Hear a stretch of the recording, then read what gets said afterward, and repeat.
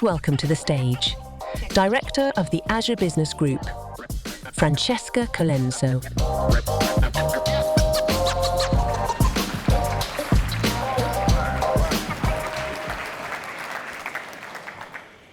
Did you know that from the point of Henry Ford's initial design, it took him 17 years to release the Model T, that was coined the car that put America on wheels? Did you know that Microsoft was founded by Bill Gates and Paul Allen in 1975? And it wasn't until 1981, so that's 6 years later, that the IBM PC was released, running MS-DOS, making significant inroads in making personal computers accessible to the general public. 6 months ago, many of us were together at our last flagship event, Microsoft Ignite UK, and we had just announced some new co-pilots across the Microsoft stack. I remember specifically talking about the art of the possible, and what an exciting time we all had ahead. But if I'm really honest, I probably didn't anticipate the pace that I was referring to. The truth is, nowadays, a lot can happen in 6 months. It's only made up of 26 weeks. That's 182 days, and for those that like to be super precise, 4,368 hours. Scientific and technological advances even mean it's now conceivable for new life-saving vaccines to go from design to preclinical testing and clinical trials in that time period. So the reality is, the timelines for what we think of and believe to be possible are going to have to shift. No longer are concepts going to take 17 years to go from ideation to production, like the first household car. Rapid innovation is at our fingertips that can change businesses and industries alike. Now, as humans, we have a tendency sometimes to find too much change uncomfortable. What helps us both to stay grounded and successfully adapt to change is to be clear on what our values and our principles are and stay true to them.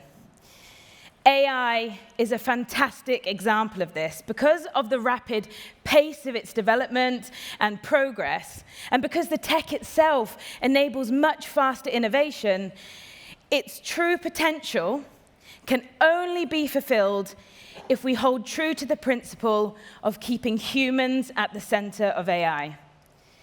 Here at Microsoft, we've had the absolute privilege of being some of those humans working with you all on your AI roadmaps and bringing concepts to life. So I want to spend my time with you today sharing with you what we are seeing, how we are seeing customers bring their AI visions and creations to life using the power of the Azure platform.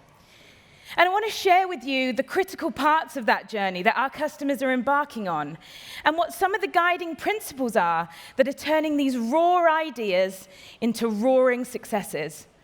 I'm also super excited that the nationwide team will be joining Michael Wignall on stage shortly to bring a real-world scenario to the front.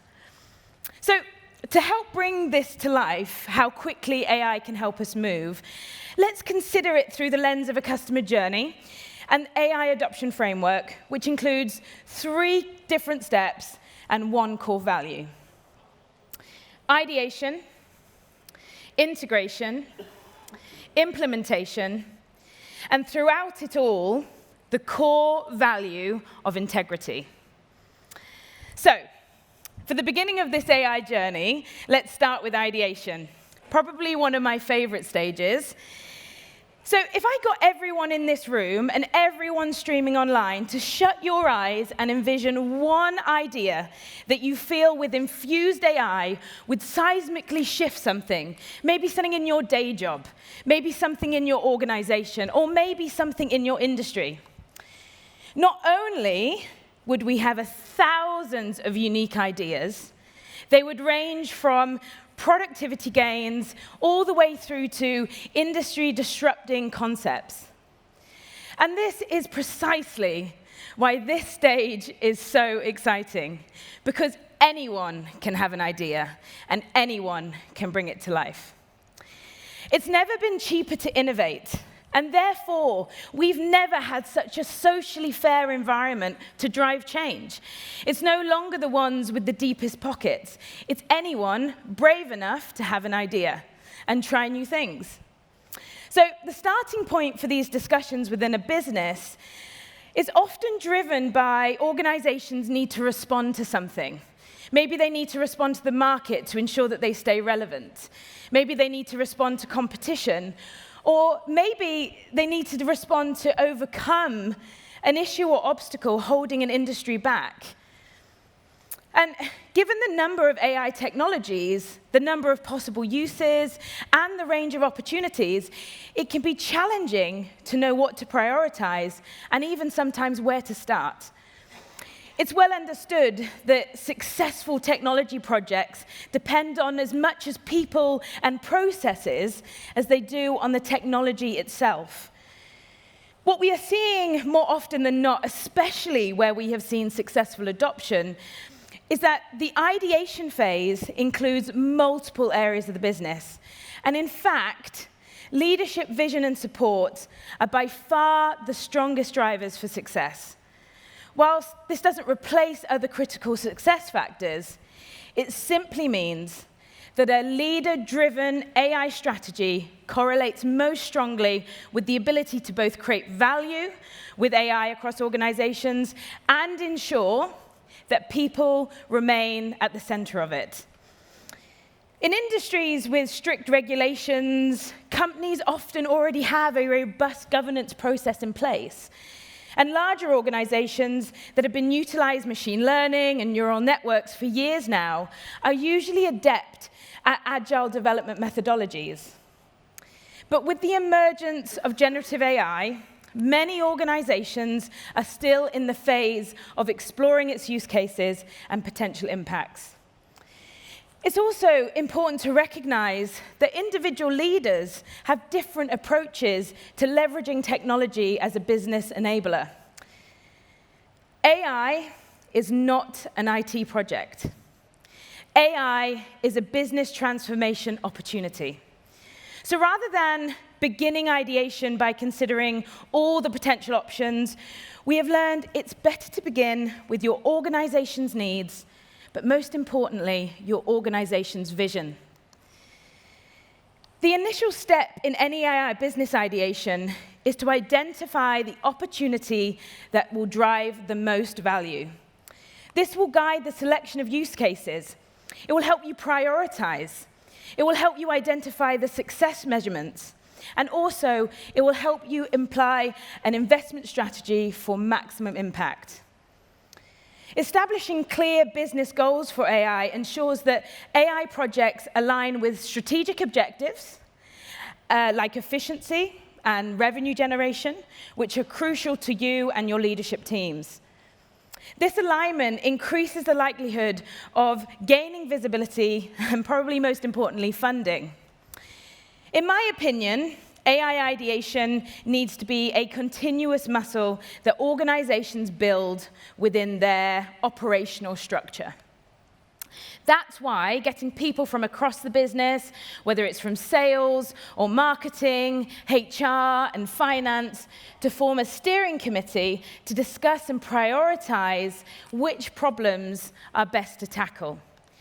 And it might seem like it takes a bit longer, but you'll see how it has helped you go further faster, because collective agreement drives cross-functional engagement and collaboration, which helps ideas work and bear fruit more rapidly. The other thing is when you establish cross-functional teams and steering committees, you get cross-functional learning. We've seen thousands of AI projects go brilliantly from ideation to implementation and production. Other times, of course, people make mistakes or things and priorities change. Yet, whether it was a quick win or a rapid experiment, nothing is wasted when we test ideas and learn about AI for our unique needs, which is also how you build an inclusive internal circle of AI excellence with a diverse range of experience, expertise, and viewpoints. Okay, so we've got the business concept, we've all agreed on an idea. Now, how do we go about integrating this within your business? The core value of keeping people at the heart of AI endures throughout this next phase integration, which sees ideas developed to become proof of concepts.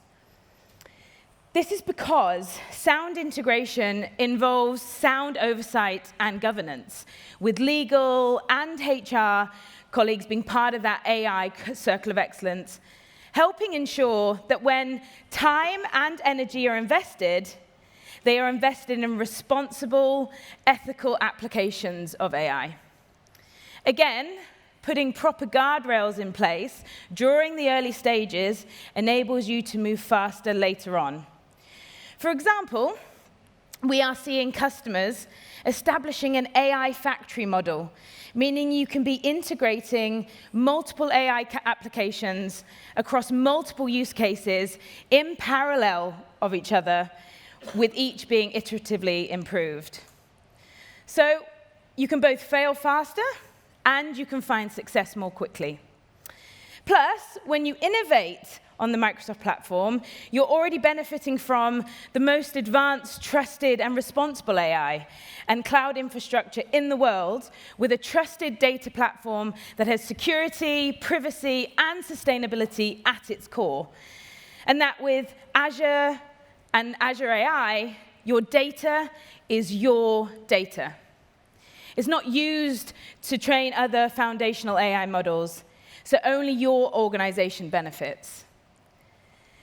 This all helps provide the peace of mind that is needed to free up energy for gathering and applying human expertise, lived experience, and cultural insights to assess which proof of concept will be most valuable for your organization and feeding back during development. And not to mention the technical capacity to roll out multiple use cases in parallel. It's another reason why the emergence of AI as a competitive differentiator makes having a unified, modern, a well-governed and well-managed data estate exponentially more valuable. This is also the phase where you start to select the best technical architecture to fulfill your vision. Leveraging your existing data estate is the right way, and ensuring that you have the right AI-ready infrastructure is critical in ensuring your application can scale. I recently heard someone say that the most important skill anyone can focus on during this new era is the ability to learn fast. With rapid innovation comes rapid technology advances, meaning that the technology landscape never will remain the same for long. Now is the time to focus on how you're skilling your teams and yourselves. You need a skilled and knowledgeable IT team who can adapt to change and be agile and learn fast. But you also need to bring your end users and your decision makers along on that journey. Which leads me nicely to the next stage, which is all around implementation. So what happens when you are ready to go live? At this point, you've already identified your AI models best suited for your AI use cases. You have access to complete and relevant data for AI modeling purposes. And you have a dedicated cloud infrastructure. Implementation is about taking a proof of concept application through to full production. And the work doesn't stop once the app goes live. The focus should shift to organization and culture, which encompasses operations, skills, resources, leadership vision, and cultural AI readiness. This will prepare you for scaling AI solutions and realizing consistent and measurable value and keeping people at the center of it. This is because implementation is also about scaling apps. And to scale, you need adoption. Successfully driving adoption by employees or customers is as much about people, culture, and community as it is about the technology.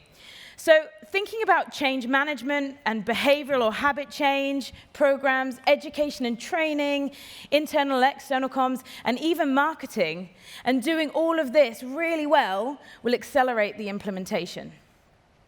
Where I've seen some use cases not land as well as others is often when the end user is considered too late in the cycle.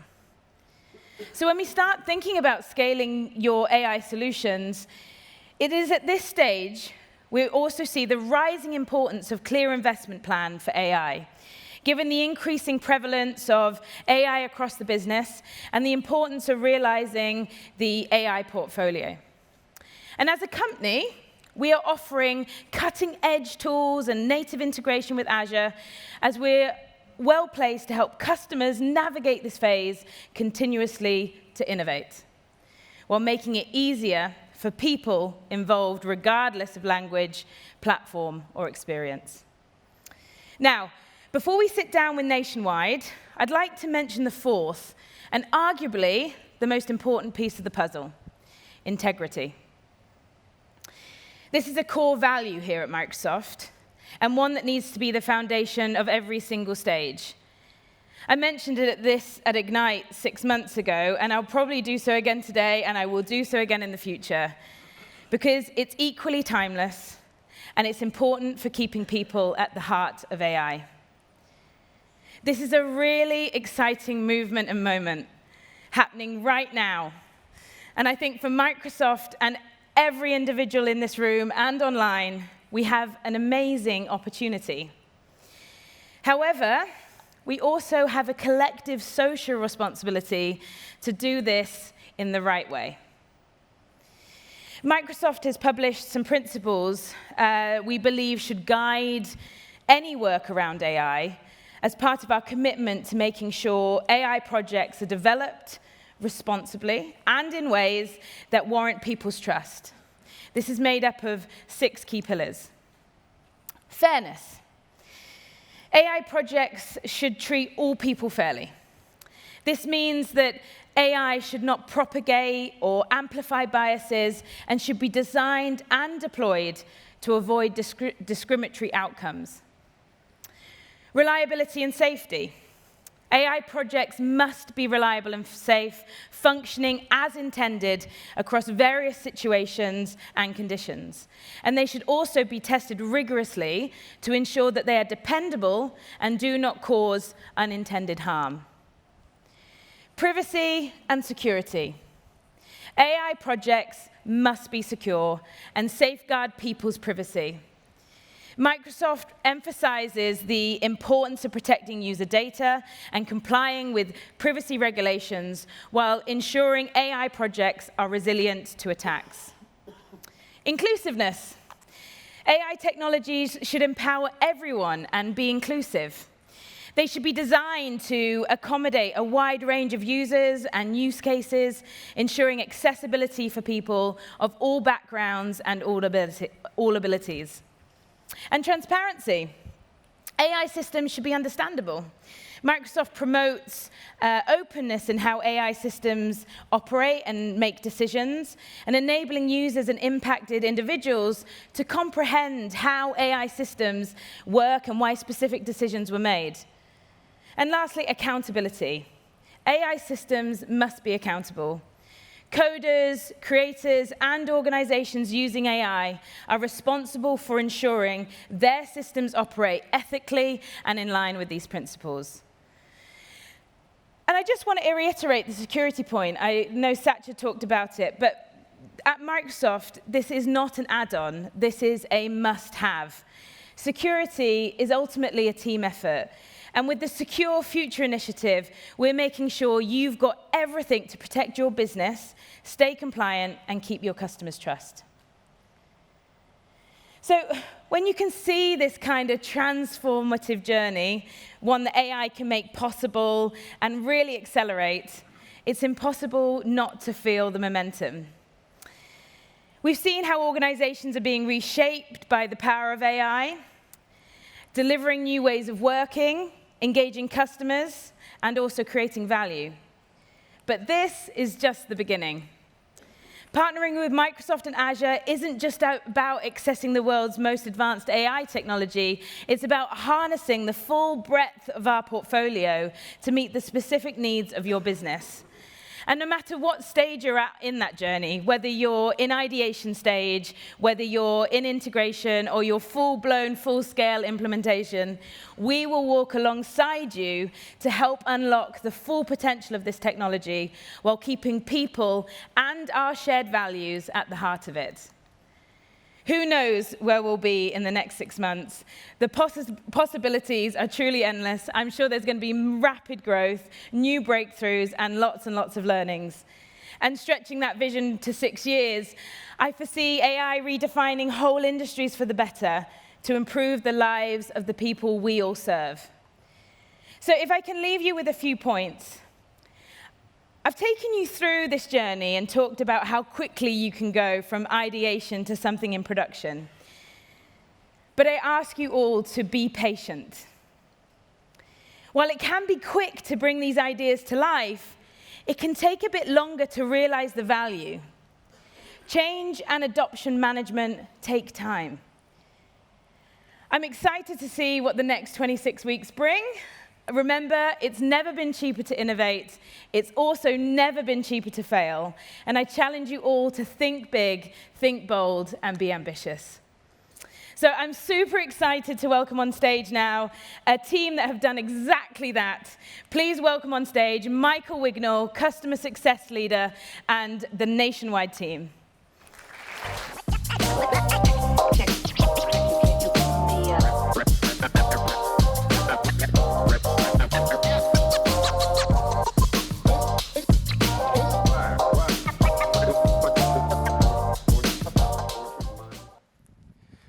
Good morning, everyone. Morning, thank you. Good morning, everyone. It's a great pleasure here to host the Nationwide team to build off the top of what you've heard so far this morning. Paul and Sri, it's great to hear your story. May I ask if you just give a brief introduction and then we'll get straight into it. Yeah, thank you, Michael. My name is Paul Ballard. I'm the Technology Strategy and Enterprise Architecture Director at Nationwide. Thank you for having me here. Sri Kanisapakam, CDAO Nationwide. Fantastic. And I mean, I personally have my mortgage with Nationwide, but many of you will know a lot about Nationwide. But Paul, maybe, can you give a brief background for the audience? Yeah, so we're the largest building society in the world, owned by our customers. So everything we do is for our customers. We've got no shareholders. We've got a very clear purpose, so banking, but fairer, more rewarding, and for the good of society. And it's a super exciting time at Nationwide, particularly with the recent acquisition of Virgin Money. Fantastic. Now, we first engaged, I think, about 18 months ago on the start of your AI journey. It'd be just great to hear a little bit more about what you've been up to in the last 18 months. Yeah, sure. And actually, if I was listening to Fran correctly, a lot of the things that she mentioned are things that we've done, whether by accident or design. So the first thing we did, actually with Michael and Claire Barkley, about 18 months ago, was we did a very extensive board teaching on Gen AI. So we had a 3-hour teaching, explained what Gen AI was, where the sort of value was, where it wasn't. And that was really good to sort of set expectations and sort of ground at the top of the house about AI. Then we very determinedly set out a sort of AI strategy so that, again, we could make sure that it was quite holistic. It was focused on the skills we needed to build, the impact on people, the governance we would need. We established a set of responsible AI principles. We embedded that within our existing governance, so we didn't create a sort of sidecar governance. We embedded it within that. And crucially, we had kind of 3 key sort of principles. One was we were going to focus more on back office colleague productivity than front office. We didn't feel the technology was quite ready for front office just then. Always human in the loop. So all of our AI solutions are there to help a colleague do their job quicker, but it doesn't, at the moment, make any decisions that just go out the door, as it were. And thirdly, we really wanted a learn by doing approach. So we didn't want to sit there and kind of write tons of PowerPoints on what might happen. We wanted to pick 2 or 3 very specific use cases so we could actually take them to production and build muscle in the organization across technology, risk and control, legal, those whole areas. And we actually established an AI council. It's just over a year old now, which is similar to Fran's description earlier on about across community set of practitioners from legal, procurement, risk, security, technology that look at all of the AI use cases and make sure that they adhere to our responsible AI principles. That's been brilliant because it's controlled the enthusiasm, where a lot of people in the organisation want to just crack on, which is great, but you need to have control. But it also means that we can all upskill understanding where the real risks are, where the controls need to be put in place, and then how to sort of move these things along at pace. And most importantly, learning from our cloud journey, getting the non-technology organisations within our business in early so that they understand and learn as we go, rather than the techies do a load of work and then hit risk and control who aren't on that journey and then maybe get in the way because of just their lack of education. So very aligned, I think, to the work Fran's doing. But Sri, do you want to talk a bit more about the AI COV and the foundations we established? Cool, thanks, Paul. Look, I think before we get excited about Gen AI, what we thought we should do is get our foundations right. I think Satya talked about getting the foundations right this morning as well. The question is, what do we mean by getting the foundation actually right? So in very simple terms, if we can get all of our data in one place, nicely cataloged, governed, would be great, isn't it? It's a dream. We all want to actually live that dream. So where we started off from is we had a lot of data, but not, unfortunately, all in one place. It was predominantly on-prem. There's nothing wrong in just being on-prem, but of course, extendability, scalability, and of course, the Gen AI, and so on and so forth. And hence, we decided that, okay, we want to be on the cloud. The next question is, cloud service provider. Of course, given the compelling vision with Microsoft, we decided that Azure is going to be the cloud service provider for us. That's the first thing. Now, the second thing is, I'm sure you all are familiar with this. The multiple personas that we are dealing with in the world of data platforms, right? The developer saying, hey, I need these platforms. I'm very special. The data science guy saying that, or girl saying, hey, I'm super special. Here are 17 tools that I need, and so on. So we thought, okay, a platform that could cater to all of these personas would be really good. Right? We chose Azure Databricks as a platform of our choice that can actually span across a developer to an analyst to a data science kind of an individual. That's the kind of basic chassis. Then we said, okay, what do we do for Gen AI? We are using Microsoft AI ecosystem just to get our kind of Gen AI in order. So this is the kind of foundation that we've actually been putting together. The good news is we got it all live now, so it's not just an academic conversation. So that's the basic premise. Fantastic. And I think what's so interesting about your story is, as you said, we started from education at the board, bringing the conversation around to the benefits of AI, starting then at the foundation and looking at data, and then now you're at a point where you're live with real use cases. So maybe, Paul, if you could talk about what are the projects, what are the solutions that you're doing, and how you went about choosing your use case and putting some projects into production. Yeah, so we started off with three kind of iconic use cases as we sort of put them in internally. So two of them were software as a service, so it was Microsoft Office Copilot, so we've been on the EAP for over a year now. That was obviously not a build option.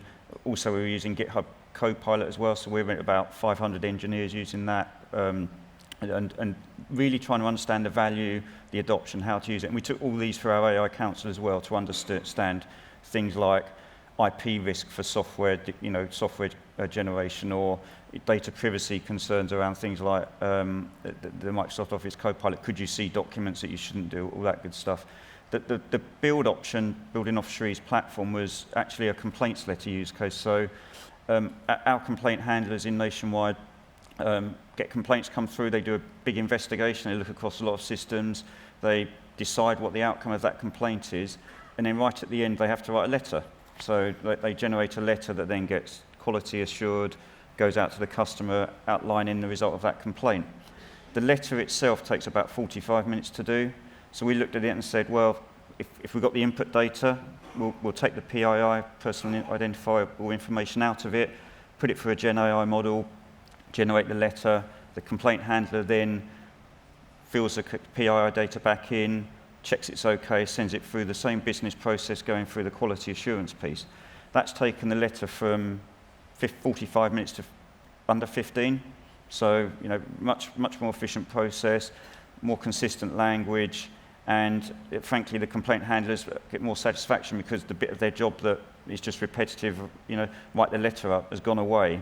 And again, human in the loop, we looked at what controls are around that to make sure we were still getting the right business outcomes.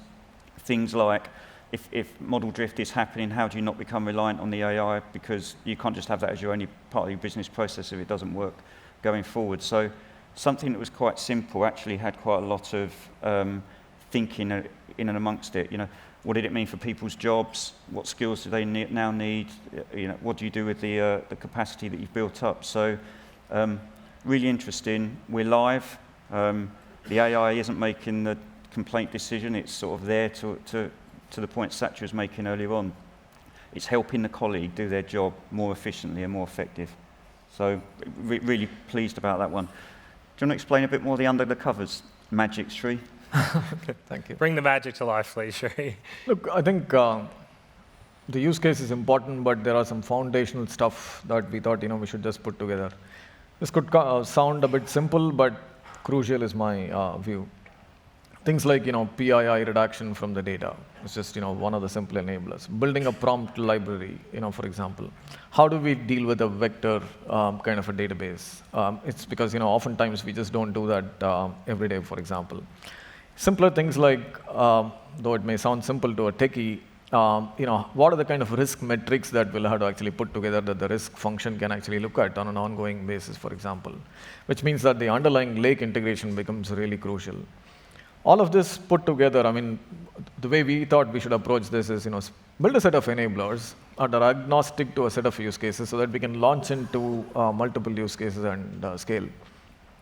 If you ask me one question about, okay, what are your key learnings now that you put together some enablers and put together some use cases in live and so on? The one thing that I would say is bringing the entire organization together has been a bit of a journey.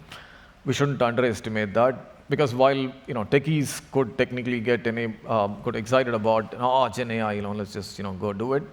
The risk folks have a slightly different view, but as long as we can get them on the journey early enough, bring in the within the technology world, bring in the data science folks, engineers, along with the compliance and risk folks, together, I think that could actually give us the right level of momentum.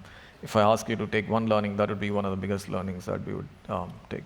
The other thing we did as we went, going back to that learning by doing piece, so we didn't want to, we've got like I'm sure most people have, a risk management framework in the firm.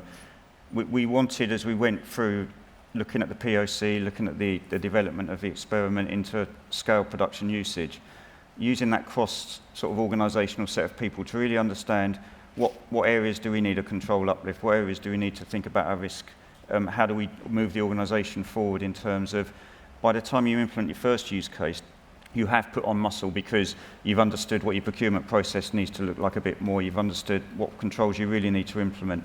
And where we are now is we think that's sort of, to Sri's point, one pattern where effectively there's a business process that generates a letter off a set of data that's trusted and good enough to use. There are other examples in the organisation where business processes do the same thing. So we're now looking, having done that initial use case of going deeper, to say what are the 2, 3, 4 other use cases that we can effectively copy, and the benefit of we've taken that through our control processes, we've done the thinking about what needs to be true for that to be used safely, so we can kind of almost have that as a stream where we generate more value and more efficiency in the business as we then move on to the next area where we're looking at, which is our contact centre. And Paul, is it fair to say, to your point around building muscle, that you've accelerated in the last 6 months? We think about the start of the journey, it was about education and learning and putting some of these foundations in.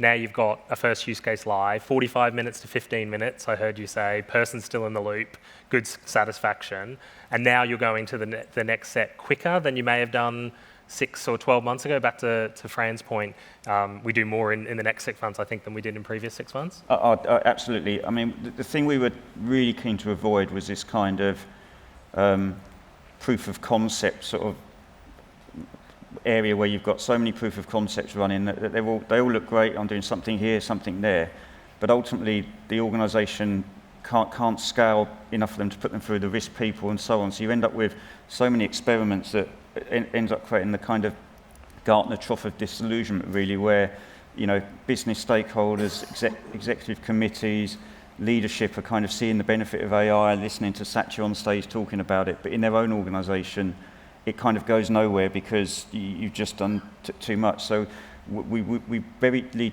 deliberately held off going mad, which felt tricky to a lot of people because we've got a lot of partners who were saying you could use AI here, and it's like, no, let's just get some of the knitting done first.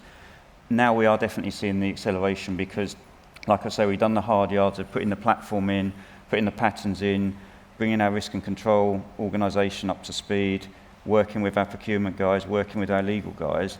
The next time we do this example, it will be, I've seen that one, do that. We're safe, adheres to our responsible AI principles, and then you could accelerate.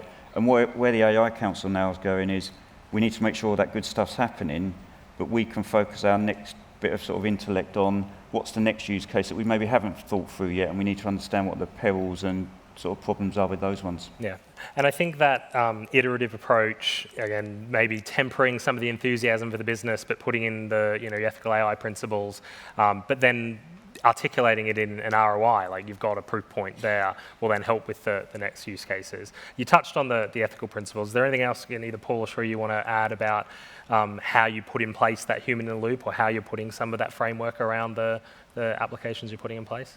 So look, what we are a bit excited about is the way forward in general. Traditionally, we think about what are the risks that Gen AI is introducing to the business? Fair. But we thought we should turn it around in its head. Can actually, Gen AI tackle or help tackle risks or mitigate risks, especially the contact center use case that we are actually, Paul referred to earlier. If we can get the Gen AI to actually listen to every single call, or a call center transcripts. Of course, we are a building society. We deal with customers over telephone and calls every day. So if we can get Gen AI to listen to the calls, the art of the possible is quite significant, right? Right from a simple summary that can help the colleague tackle the call next time the customer calls faster. How do we help with coaching the colleagues as an example? How do we help a colleague actually deal with a call in a very safe manner by providing access to knowledge management? So the art of the possibilities are quite significant, especially when we start thinking about, okay, we are now using Gen AI to tackle risks rather than undertaking more risks. So it's fascinating to look at it that way, would be my view.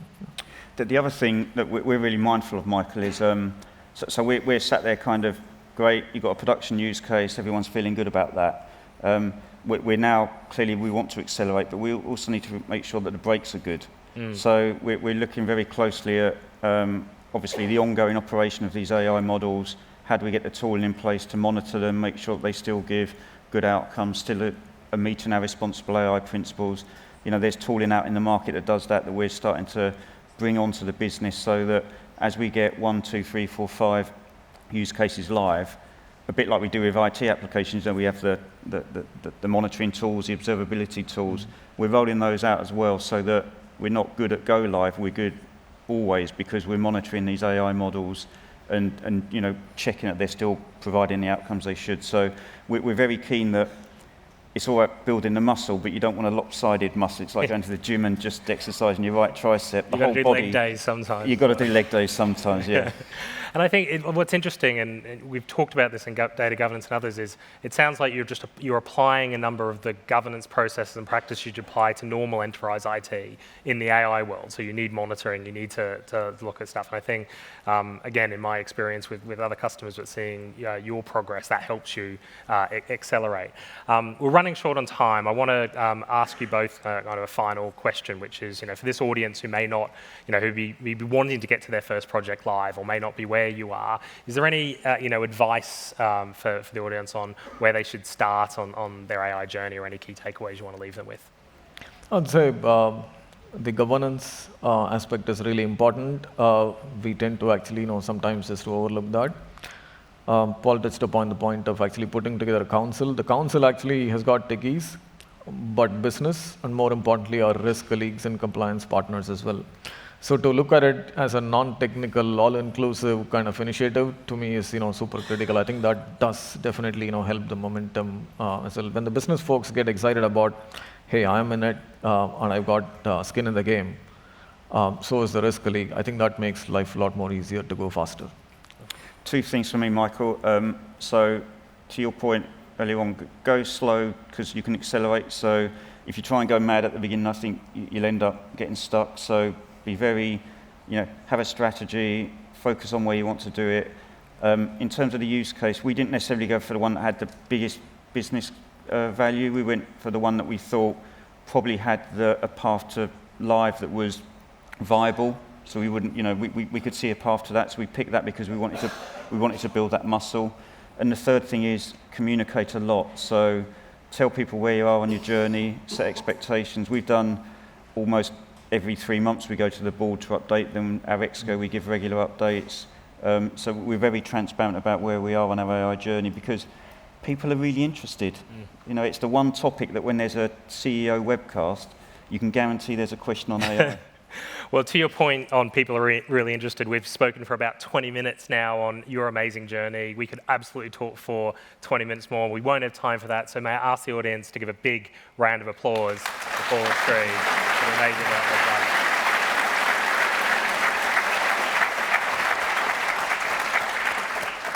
So thank you for your attention this morning. Next, coming up, we have an amazing session with Lewis Pugh.